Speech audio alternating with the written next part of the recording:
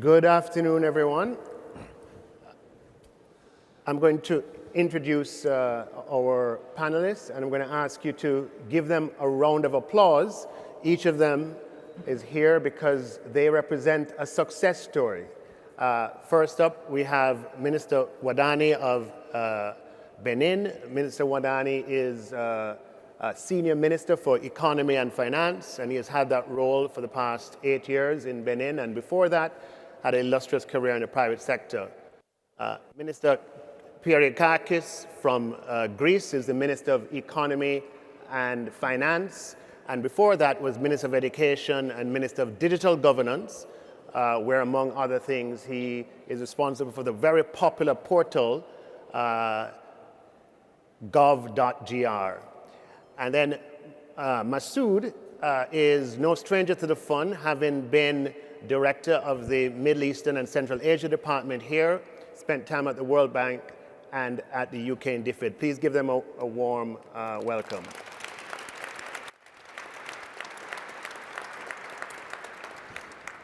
So, reform that leads to sustained economic improvement is often born of adversity. Adversity in the form of sudden shock, or adversity in the form of sustained and prolonged economic imbalances. The road to reform is often not straight, it's quite bumpy at times, but some countries have been able to transform moments of crisis into lasting improvement, economic improvement, dynamism, inclusiveness, and in resilience.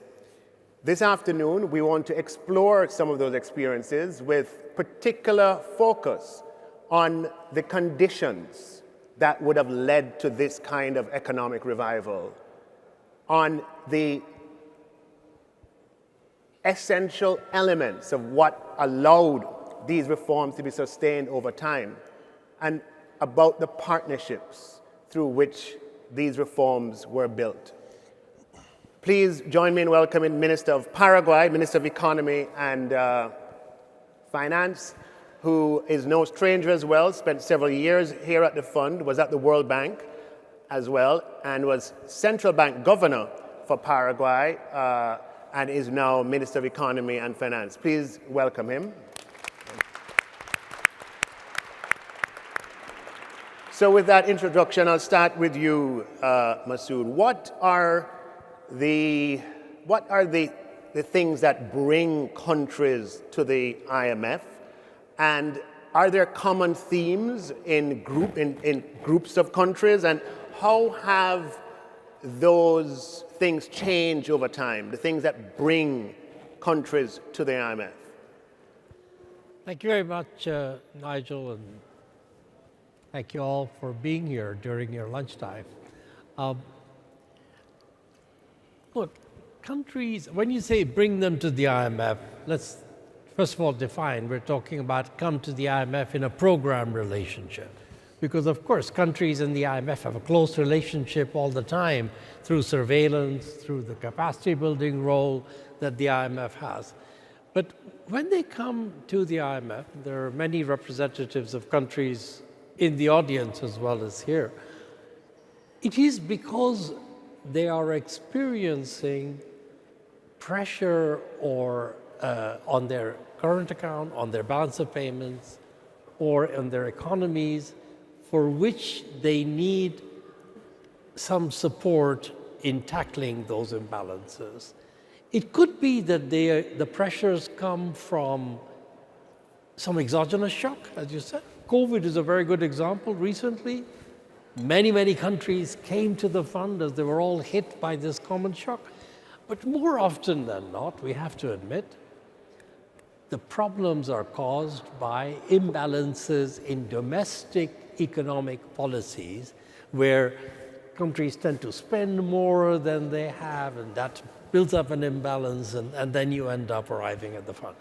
One other thing I would say is that increasingly, countries come to the fund not just when they have a problem, But when they believe that having a program-type relationship with the fund, even without drawing any money for it, would be a good signal of their economic policy, and it's a sort of signaling effect.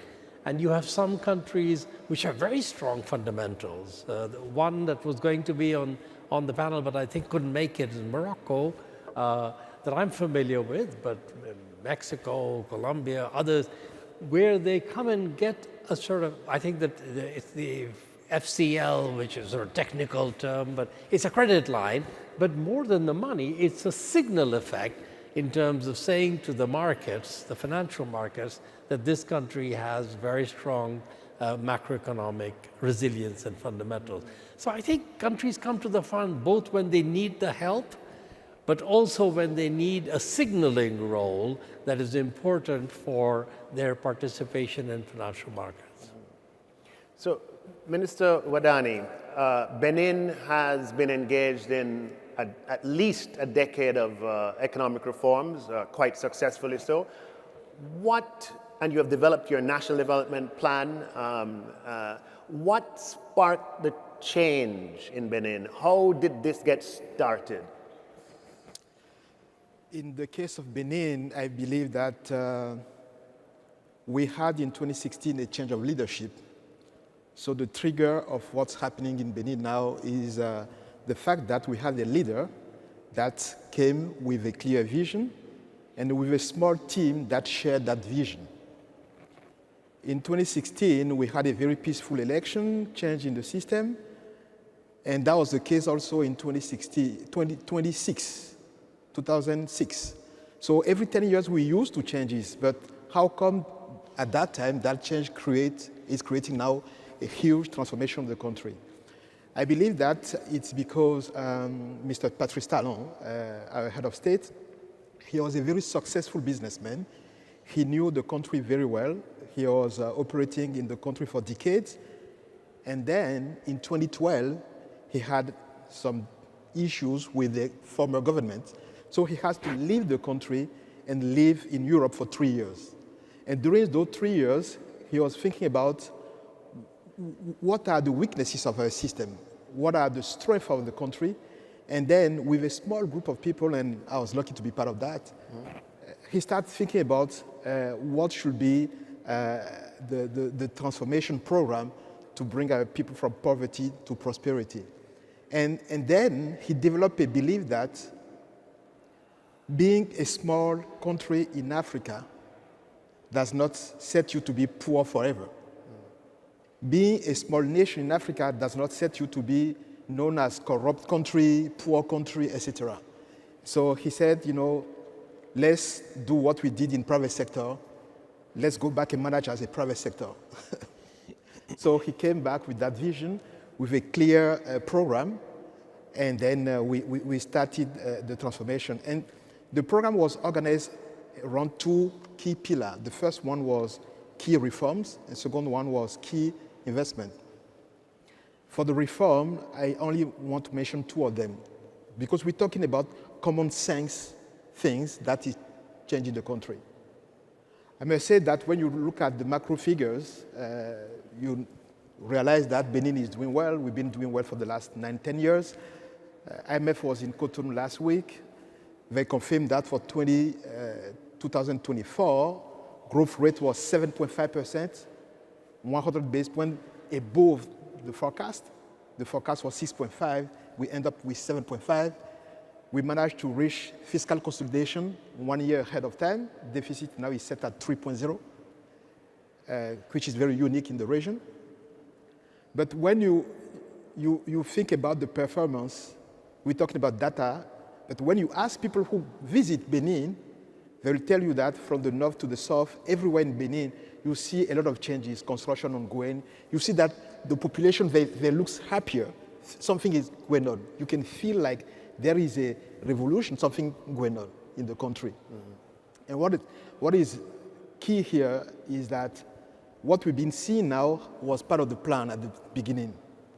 So the first reform we did was we had to start with the governance.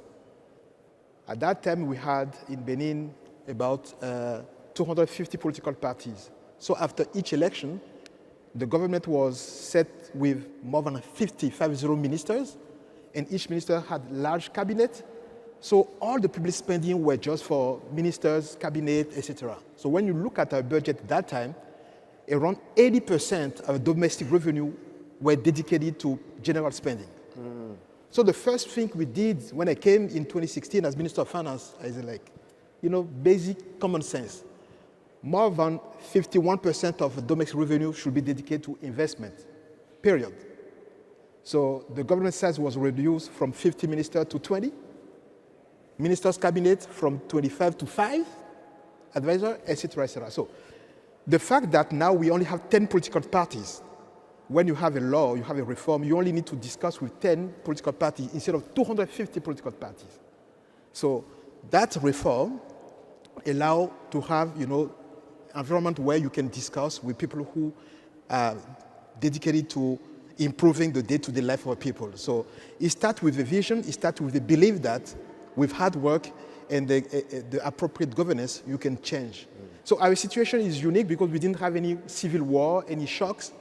We have a peaceful political transition, but at that time we have a man, a president, with that strong vision. But you could say that you didn't have a shock, but you had imbalances over a long period of time. That was your adversity. Absolutely. Yes. We can see that poverty rate was increasing, Right. and deficits were going, above. Let me bring in Minister Fernandez. You pursued central bank independence as far back as, I think, either 2011 or 2013, and fiscal council in the other of those 2 years. Yeah. What would have led you to make those changes? What were the conditions that inspired those reforms? Perfect. Thank you, Nigel, for the invitation, and especially thank you for wearing those socks. The blue and red are the colors of my favorite soccer team at home. So I feel very, very happy that you're wearing those socks. Yeah, I wore them just for you. Yeah, exactly. So let me give you a brief introduction of Paraguay, because many of you maybe don't know. Probably when you know that it's a country in Latin America, maybe you think about, hyperinflation, high level of poverty, and so on.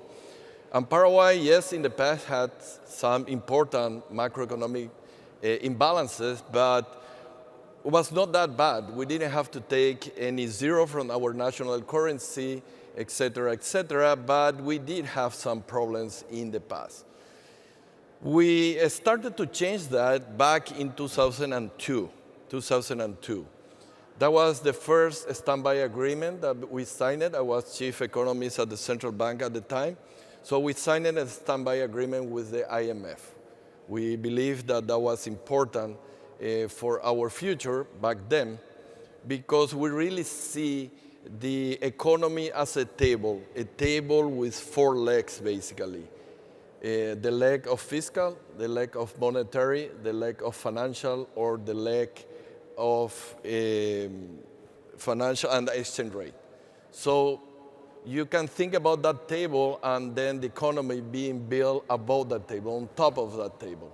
And you can imagine what happened to the table on whatever is built up on that if you have one of the legs that is not working clearly well.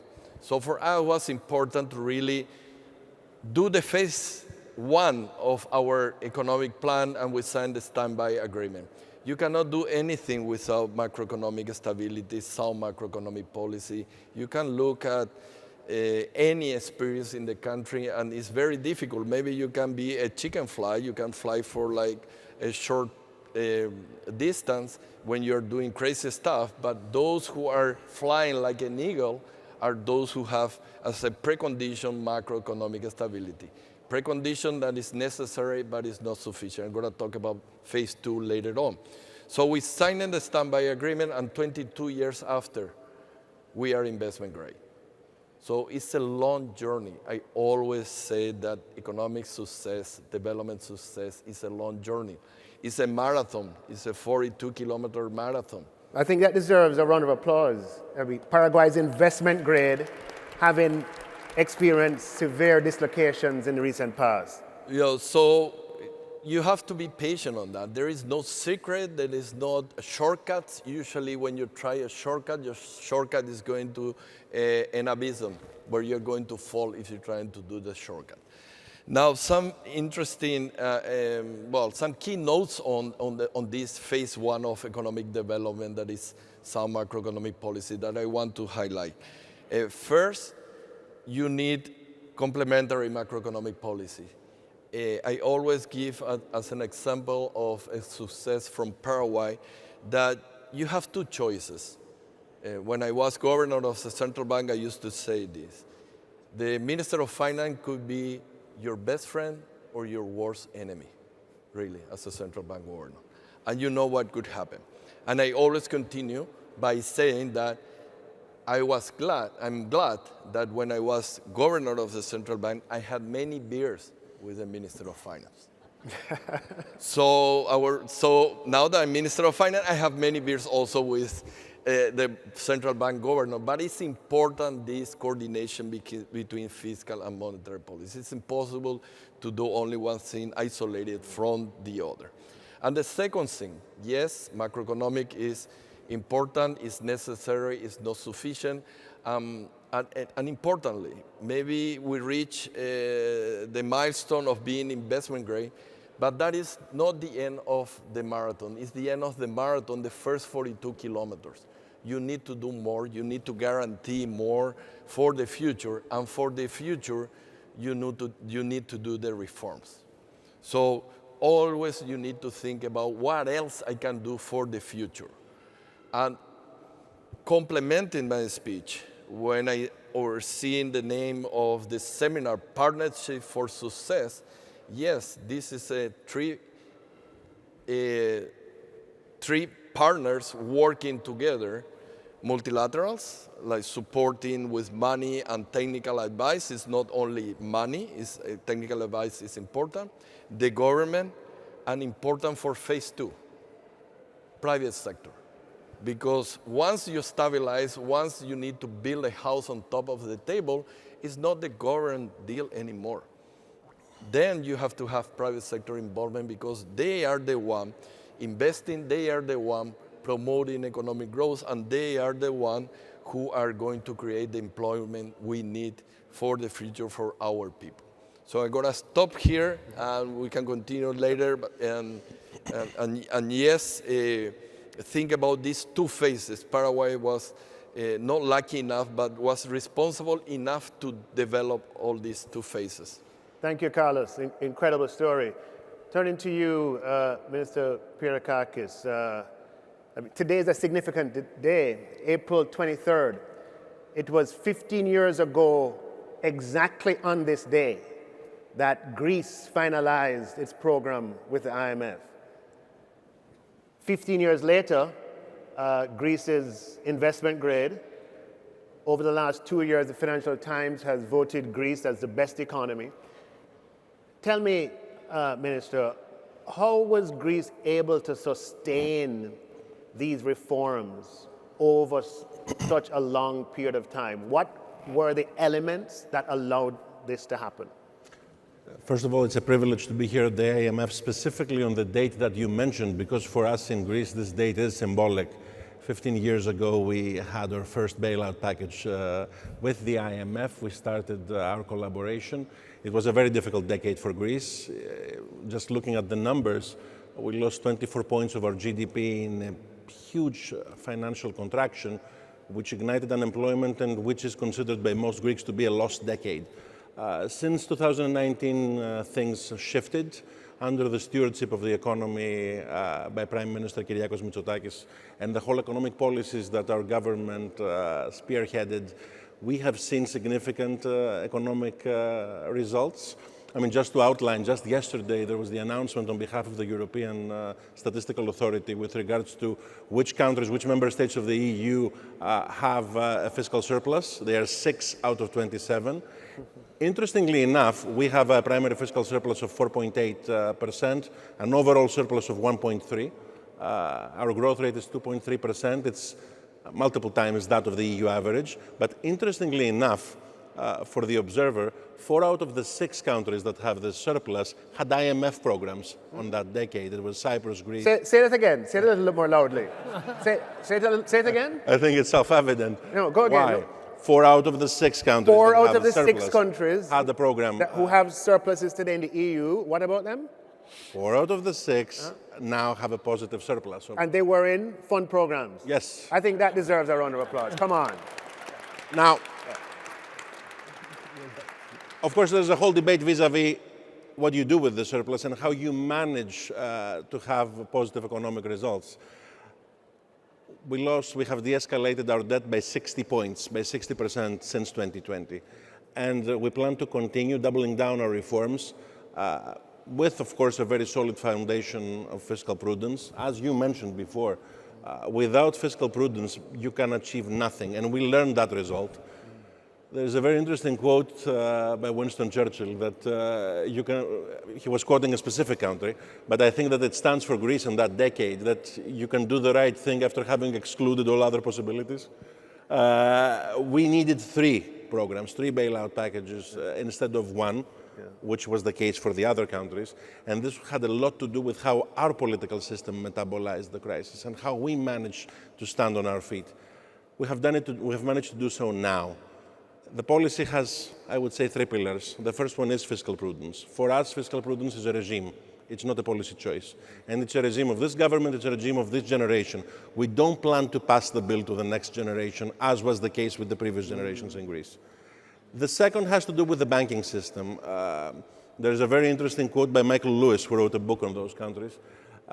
Unlike the case of Ireland, for instance, where, as quote unquote, Michael Lewis says, it was the banks that sank the country. In the Greek case, it was the country that sank the banks. The Greek crisis started from the inability that the Greek government had to refinance its debt.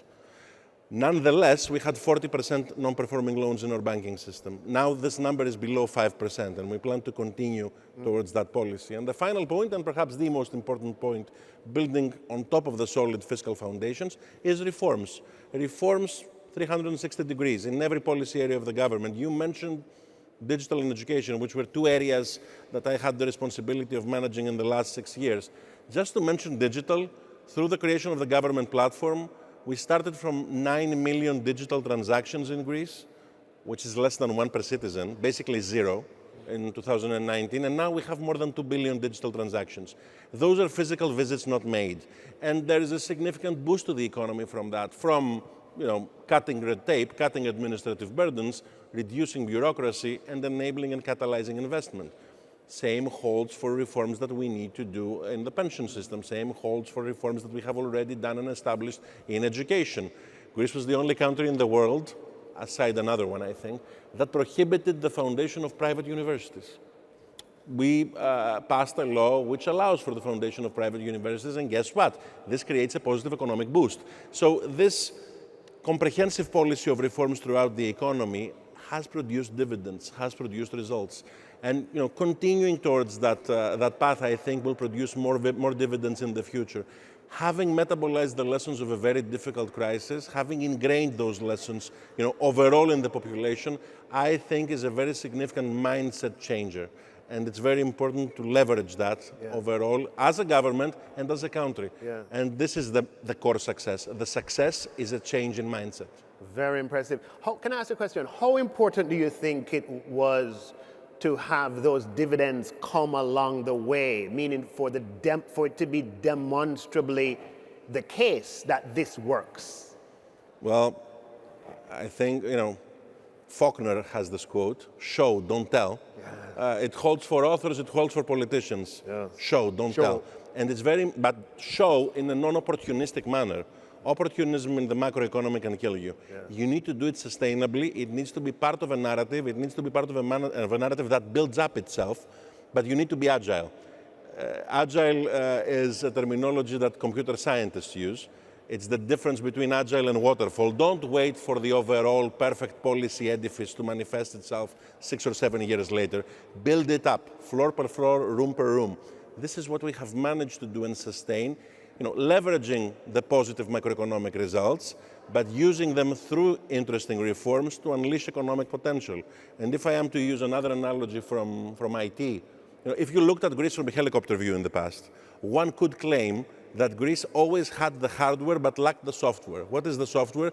It's the proper institutional landscape. It's having the proper rules, the proper policies, the proper mindset to unleash the growth potential in the obvious areas, tourism, real estate, foreign direct investment in certain areas, but also in the non-obvious areas, in the areas where we have significant human talent that we can unleash the potential of. And this is what we have managed to showcase under the leadership of Kyriakos Mitsotakis in the last 6 years. Show, don't tell. Masood, let me ask you. It's often said that for fund programs to succeed, you need a healthy combination of domestic ownership by the government, and you also need popular support. You need societal acceptance of the reforms. How can the IMF better design programs that achieve these two prerequisites? I think one lesson that I've taken away looking at many countries over the years when we worked with them is that you can do stabilization programs without a great deal of broad support. Because the stabilization is something that you know what the instruments are and you can act on them. Governments have reasonable control over those instruments, fiscal, spending, tax, cutting back on imports. But you can't build resilient economies and you can't undertake the growth-inducing agenda without broad popular support. And the days, maybe at some point governments could do top-down design, that doesn't exist anymore. There are economists in every country. There are lobbies who are for and against particular bits of reform. There are social media activists and influencers who shape the climate and context within which policies are made. And unless governments engage with that community, build a narrative that explains why they're trying to do what they're trying to do, it's hard to make those reforms stick. And I think I've seen in some countries, they've done that really well. And other countries where there's a tendency under pressure to sort of close, and say, let's not talk to people too much. That doesn't really work. You have to reach out and talk. Now, for the IMF, the IMF of today is very different from the IMF of 25 years ago or 15 years ago in terms of the degree to which it is also reaching out. For my money, there's some way still to go. I think IMF teams working in countries can more systematically engage with the community of people who have things to say, contributions to make on the design of reform agendas, and do so in a way where it's not, I'm selling my reform program, but I'm engaging to try and work out what is the best way to achieve a set of objectives together. So I would say a lot of progress in doing that, but the world is changing rapidly and we need to keep catching up. Last thing I'll just say is that sometimes, and maybe Greece is an example of that, the nature of the shock that hits a country, 30% lost in GDP, you said, Minister, is such that it acts as a galvanizer of public opinion to say, we can't let this happen again. There is a belief that East Asian countries that went through that at the turn of the century, they said, we can't let this happen again. India in 1991, when they were sending gold that from households were donating their gold bangles to try and use that as security for their reserves for a loan. Can't let that happen again. But you can't rely on that kind of shock as the only way to build public consensus. It has to be a conscious effort which recognizes that the nature of policymaking today is a much more inclusive, broad-based process than used to be the case maybe many, many years ago. Thank you, Masood. Turning to you, Mr. Minister Wadagni of Benin, because you didn't have a Greece-like shock in 2010 or an India-like shock in 91, or but yet still, you have had successive programs with the fund, at least 3 or 4, over the past decade and plus. How have you been able, how has the Benin government been able to maintain support for this direction, for the reforms in these programs, and for the engagement with the fund? Is show, not tell a part of it? And what else would have been a part of that? I would say that show, not tell is basically part of our philosophy in Benin. When you look at the structure of a government, we actually closed down the minister in charge of communication. So in most of Francophone countries, you have a minister in charge of communication.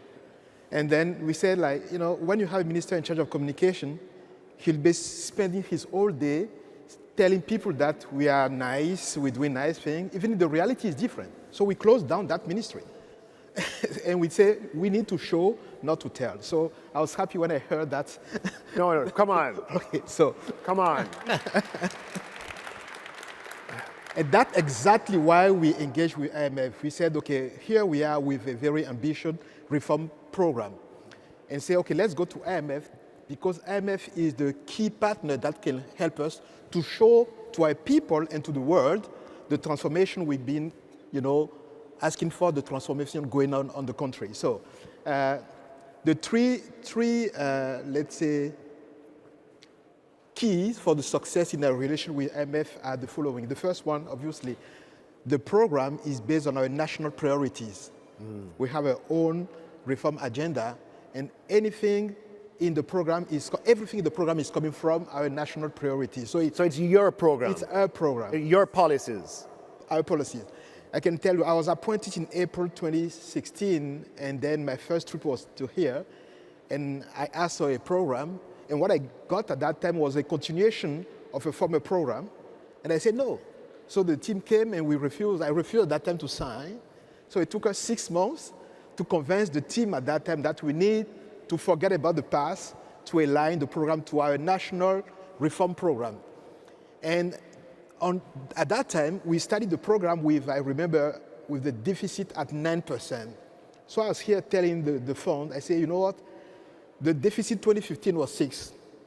I want to start my economy. I'll bring the deficit to 9, and in 3-4 years' time, I'll come back to 0. I will have a surplus. And they said, no, it's not possible. After 6 months, the fund accepted to use our agenda, reform agenda, and we set the program. And in 2019, we brought the deficit to 0.5%. We delivered.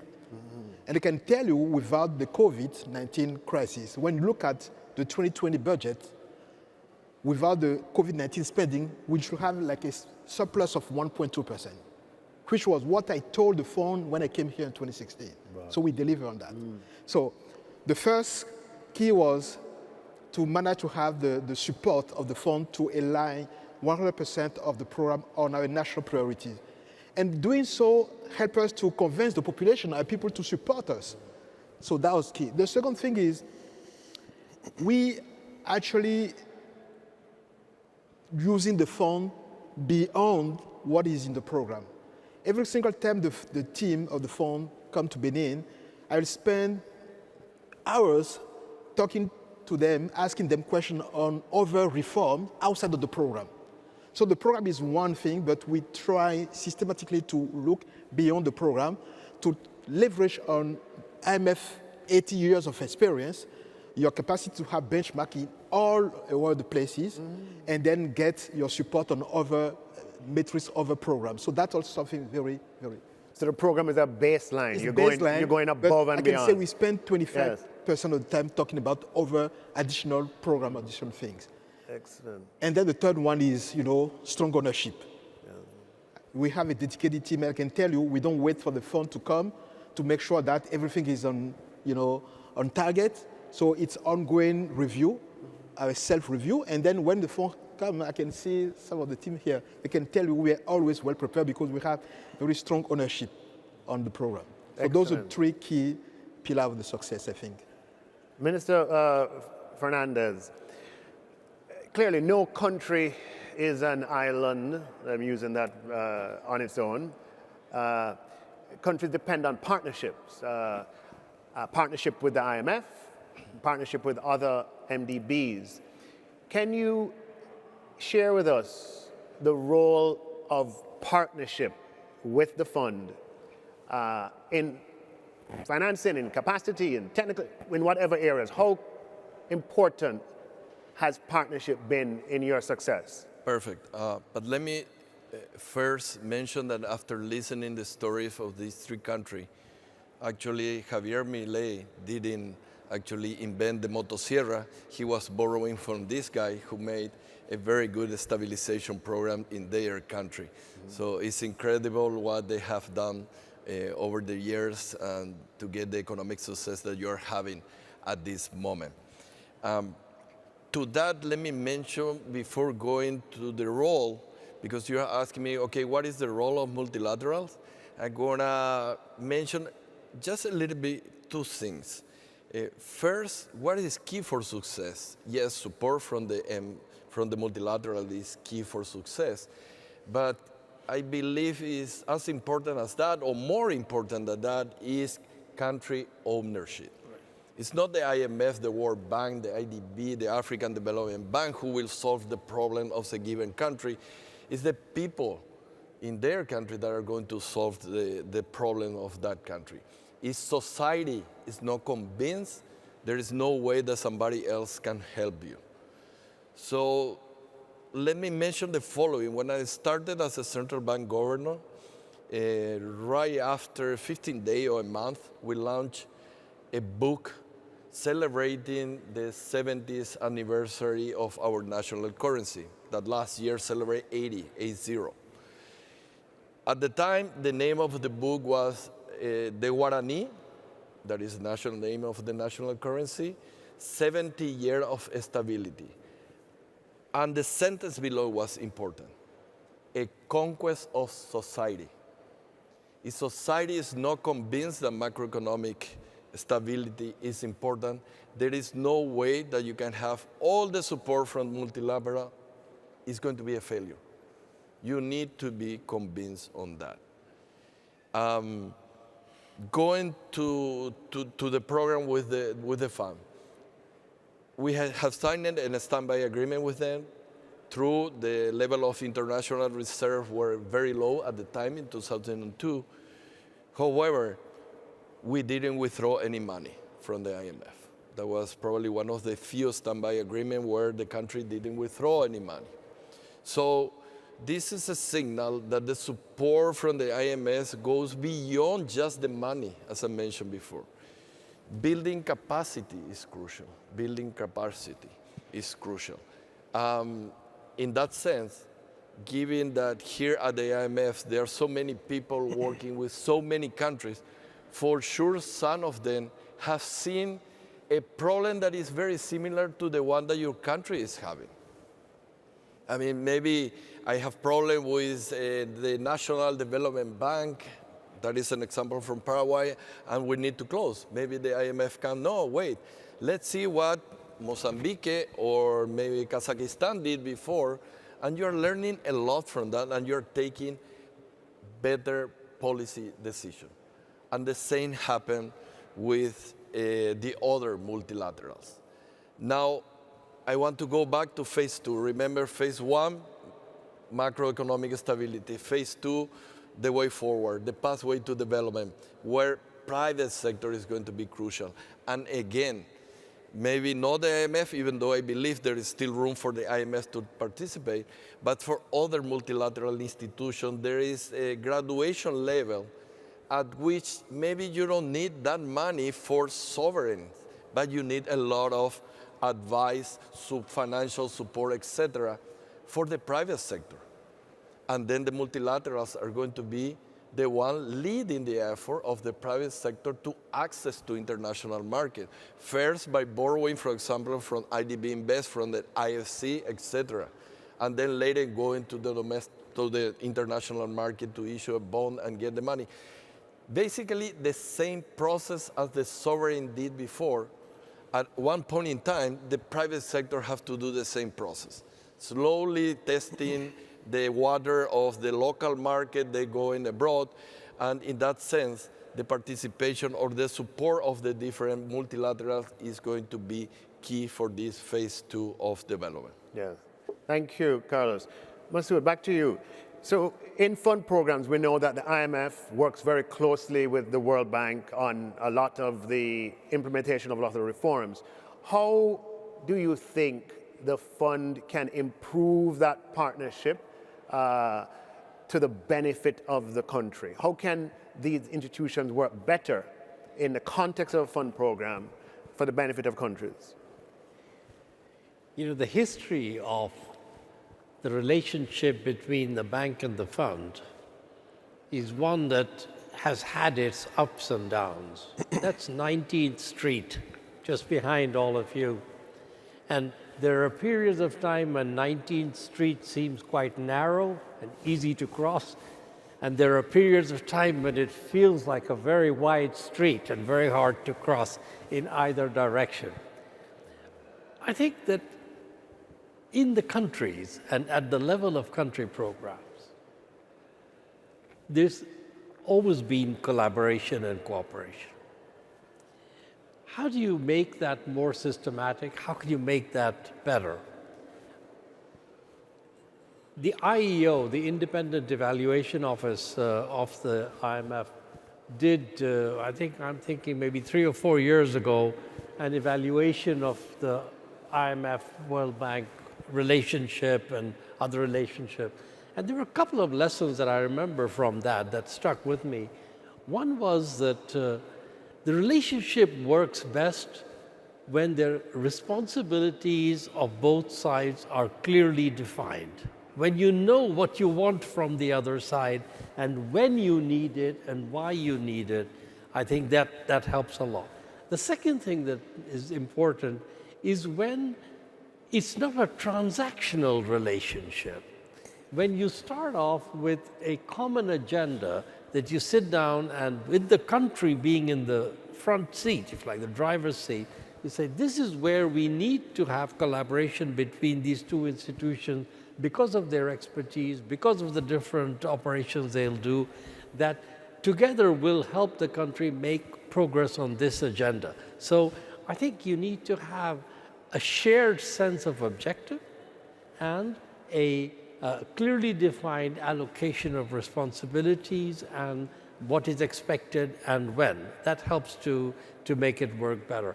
But you know, there are also instances where the calendars of the two institutions tend to be out of sync.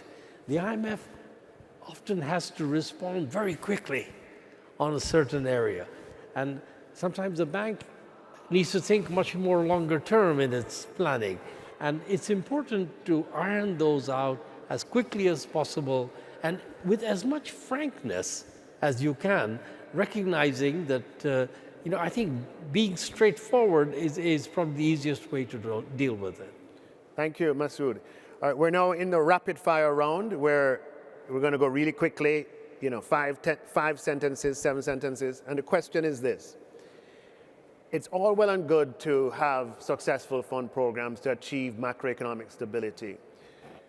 Some question the value of that. Benin, you have experienced regional conflicts have shut down your borders with Niger and with Nigeria. You experienced COVID. You experienced the inflation shock. How have you been able to navigate those crises, and has this success been helpful to you? I will say that we were very lucky. We're lucky because during the period of 2016 to 2019, before the shock started, we were in program with IMF, and I told you we managed to bring the deficit down to 0.5% in 2019.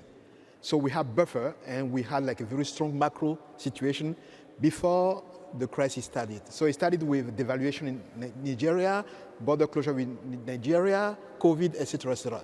So I would say that we were lucky that we took the right decision day one when we came in 2016. We engaged with the fund. We have a very robust program with the fund, and that program helped us to build up our credibility with the market, international financial market, and to have a strong baseline. So we were prepared, I would say. Also, the fact that we actually worked to make sure that we have a very diversified economy. Prior to 2016, GDP was driven by purely agriculture, and cotton was the only and the main product. We managed to have 5 other products supporting our agriculture. We managed to start the transformation of our product. So, and that started in 2016. So when you think about it, for decades we were selling cotton seed with no transformation. Now we are selling clothes. So the fact that we started the reform to create local industries and to get our private sector ready to support the creation of growth make us, to be in a position where the shocks. Right. So resilience. You built resilience through this program success. Minister Hernandez, tell us how exchange rate flexibility that you successfully implemented a decade ago, tell us how useful or not that has been for the climate change crises that you have experienced, the COVID economic shock, the inflation crisis, etc. Quite important. I mean, the economy is nothing different than a human body. Human body, you always shake hands, give kisses in Latin America, go to a movie, in a theater, to a soccer game with a crowd. I mean, you're subject to shocks, like virus shocks. In the economy, the same. You are subject to instability in a neighboring country, a drop in commodity prices, a financial crisis in the war, et cetera, et cetera. So what is the best thing that you can do for your body? Well, do exercise, eat well, et cetera, et cetera. And for the economy, prepare for that. Because there is no way that the world is going to be certain. You are going to be subject to shocks. And you have to prepare your economic immune system for those shocks coming in the future. And for that, one of the key legs, one of the 4 is flexible exchange rate. Of course, sometimes it's not easy. Of course, you cannot have a flexible exchange rate when you have a weak fiscal or monetary policy or a disaster in the financial sector that will lead to a crisis. You have to build up on the 4 legs before starting to build the economy. For the case of Paraguay, a small, open economy, yes, it's possible. So you have 4 policies that you need to take care of. Just do it. Thank you. You have the last word. The intense reforms that you enacted, I remember your pension reform, for example, raising the age of retirement in the public sector and tightening the rules on early retirement and other reforms. How did those reforms help you during the periods of economic shock in the last several years, COVID crisis, inflation shock, etc.? Well, in reality, and as I was listening before to the stories of my colleagues in their various countries, I remembered the book from my student years, which was Menser Olson's book on the political economy of reforms, where he codified that reforms have targeted costs and diffused benefits in the society. Thus, those who incur the costs are the ones who will politically mobilize to stop the reform in many cases. And this is why I would say communication is a very positive thing if it's ingrained in the policy and if in reality it acts as narrative building. John Maynard Keynes used to say that ideas rule the world, not policies, ideas. Thus you need narrative building in those reforms.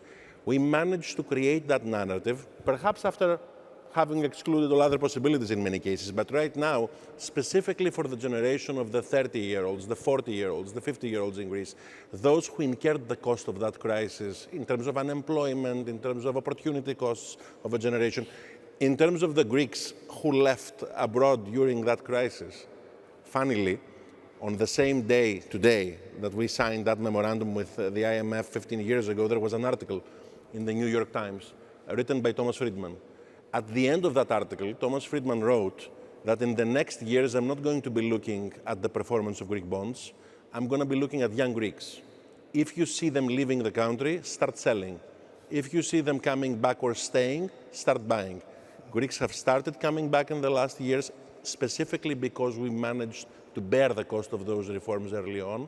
And right now we're seeing the dividends. The narrative is there. We have understood, we have metabolized the lessons of that crisis, and we're ready to move forward. Wonderful. Ladies and gentlemen, unfortunately, we are at just about that time when we have to wrap up. But here we have been treated to tremendous stories of success from Latin America, from Europe, and from the continent of Africa. It shows you the international and global nature of the work that certainly that the fund does, but it's interesting to see the commonalities of success across very diverse countries. The domestic ownership, the support by the populations, show and tell, mindset change, a lot of rich lessons here. These have been very inspiring stories, and I want to show your appreciation for our panelists with a big round of applause. Thank you. Thank you, Miguel. Thank you.